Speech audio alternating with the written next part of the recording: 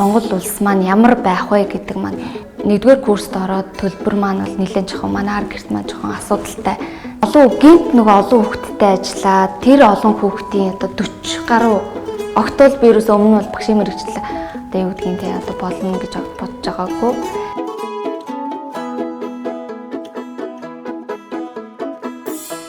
Өмнөгов аймгийн 70 дахь сумын 6 дугаар сургуулийн багуул усралын багш гэрэл маань 2018 онд илүү 17 онд ээж маань нэг жирэмсэн болоод тэр маань хамгийн одоо бүр аюу гайхалтай юу байсан хүчээсэн. За энэ үйл явдал нь бол одоо намайг багангийн багш болоход бол маш их нөлөөлсөн.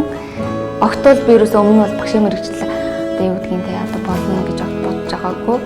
Нэгдүгээр курст ороод төлбөр маань бол нэлээд жоохон манайхаар гэрт маань жоохон асуудалтай санагдаад тэгээд одоо Өмнөгов аймгийнхаа тэтгэлэгт хөтөлбөр бүх одоо оюутны тэтгэлэгт хөтөлбөрүүдтэй бол одоо ингээд холбогдоод бүгдэнд нь материалаа өгөөд 2015 онд оюутлогоо компани санхүүжилттэй Говийн оюун хөгжлийг дэмжих сангийн оюутны анхны нөгөө тэтгэлэгт хөтөлбөрт нь хамрагдчихсан.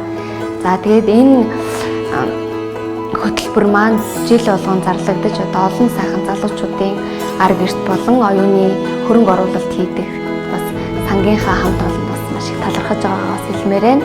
Тэнгүүт одоо Говийн оюун хөгжлийн сан маань одоо айгүй сайн нарийн шалгууртай байсан.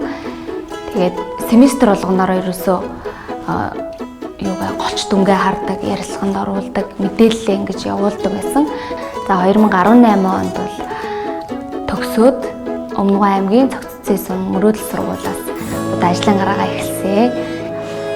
Ерөөсөө өглөө ингээд ажилдаа ороод ирэхэд ерөөсөө л нөгөө 30-40 хүүхдүүд ерөөсөө л багшаа гэдгүйгээд тийм айгүй нэг тийм одоо магадгүй сайхан муухай зөндөө гарна штэ.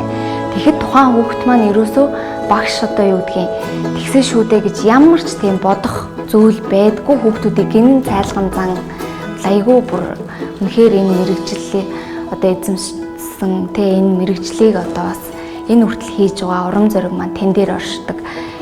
Дараагийн юу н одоо юу гэдгийг багангийн багш гэдэг маань ерөөсөө тухайн говь нутаг гэлтэнгүү одоо юу гэдгийг Монгол улсын маань хэмжээнд одоо Монгол улс маань ямар байх вэ гэдэг маань ерөөсөө баг суур нь бол ерөөсөө багангийн багш хэрхэн тавьж өгөх нь эсвэл хамаардаг.